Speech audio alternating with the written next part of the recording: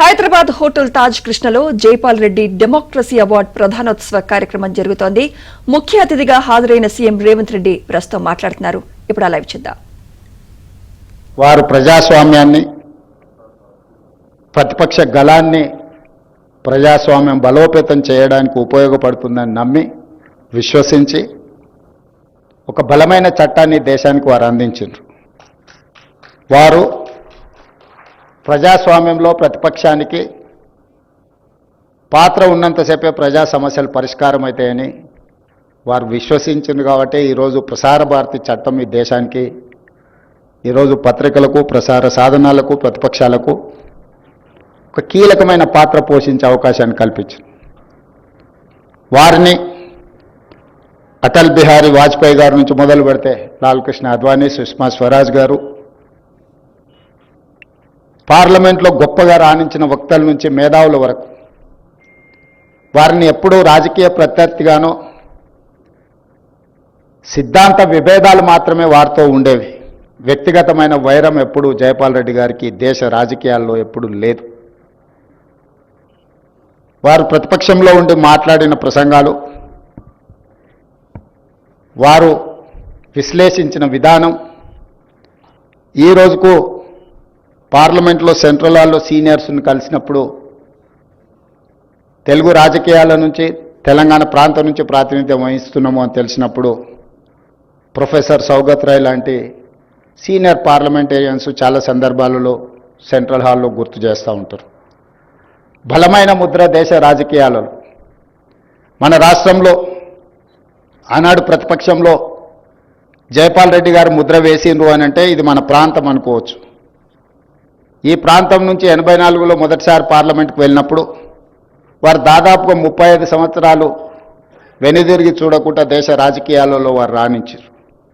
50 సంవత్సరాలు సరిగ్గా 69లో వారు ప్రజా జీవితంలో అడుగు పెడితే 2019 వారి చివరి శ్వాస వరకు ప్రజల పక్షాన ప్రజా సమస్యల్ని పరిష్కరించడానికి, ఈ దేశంలో ప్రజలకు ఉపయోగపడే విధి విధానాలను అమలు చేయడంలోనే వారు కృషి చేసిండ్రు.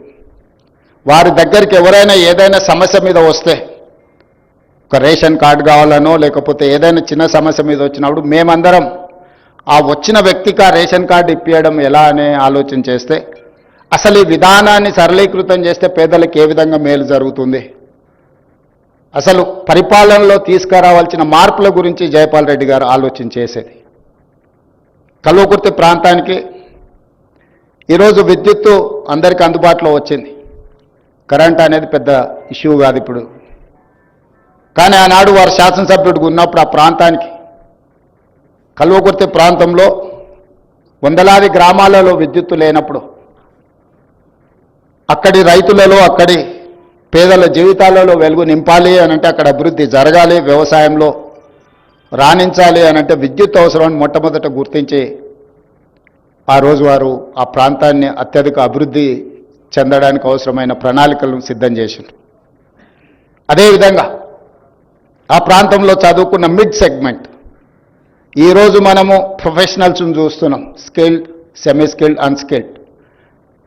ఈ అన్స్కిల్డ్ సంబంధించిన ఆ రోజుల్లో రైతుల కుటుంబాల నుంచి వచ్చిన విద్యార్థులను, నిరుద్యోగ యువకులను వాళ్లకున్న పరిజ్ఞానం మేరకు వివిధ డిపార్ట్మెంట్స్లో ఉద్యోగాలు ఇప్పించడం వల్ల ఈరోజు ఆ కల్వకుర్తి ప్రాంతంలో చాలా కుటుంబాలలో ఒక మార్పు వచ్చింది.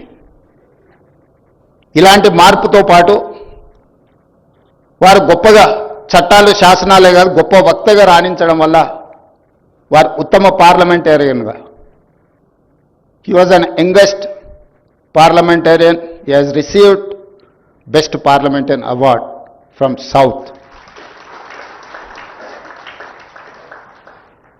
ఆ రోజుల్లో ఈ ప్రాంతానికే గౌరవం తీసుకొచ్చి ఈరోజు దేశ రాజకీయాలను గమనించినప్పుడు, తెలంగాణ ప్రాంతం యొక్క పాత్రను మనం చూసినప్పుడు, ఈ ప్రాంతం నుంచి గొప్పగా రాణించింది పివి నరసింహారావు గారు. పివి నరసింహారావు గారి తర్వాత ఆ స్థాయిలో గుర్తింపు, గౌరవాన్ని చట్టసభలలో తీసుకొచ్చింది జైపాల్ రెడ్డి గారు అని చెప్పి ఈ సందర్భంగా మనం అందరం గుర్తు చేసుకోవాలి. దేశ రాజకీయాల మీద చెరగని ముద్ర వేసిన Jaipal Reddy memorial awards receivers. I wanted to congratulate them. This is one of the rarest opportunity. Mohan Guruswamy గారికి ఈరోజు అవార్డు ఇవ్వడం, మొదటి అవార్డు మోహన్ గురుస్వామి గారు is academician, philosopher, economist. He has studied in Stanford University, Oxford University, actual Hyderabadi, real Hyderabadi, studied in Nizam College. అలాంటి మేధావులకు తెలంగాణ అభివృద్ధిలో, హైదరాబాద్ అభివృద్ధిలో భాగస్వాములైన చాలామంది పెద్దలకు, డాక్టర్ జీవీ రావు గారికి, సుబ్బారావు గారికి, చాలామంది ఇక్కడ జైపాల్ రెడ్డి గారు మెమోరియల్ అవార్డ్స్ ఇవ్వడము, ఈ ఒక మంచి కార్యక్రమాన్ని ఏర్పాటు చేసి ఈ వేదిక ద్వారా మనం పంపించాల్సిన సందేశం, జైపాల్ రెడ్డి గారు బలంగా నమ్మిన సిద్ధాంతాన్ని మనం ఈరోజు అమలు చేయడానికి అవసరమైన విధానాలను రూపొందించడంలో మీ అందరి సహకారం అవసరం ఉన్నది. జైపాల్ రెడ్డి గారు మొదటి నుంచి రాజకీయాలలో ధన ప్రభావాన్ని తగ్గించాలి, రాజకీయాలలో ప్రజాసేవ, ప్రజల యొక్క మేలు కోసం చేసే విధి విధానాలను తయారు చేసే వాళ్ళ ప్రాతినిధ్యం ఉండాలి,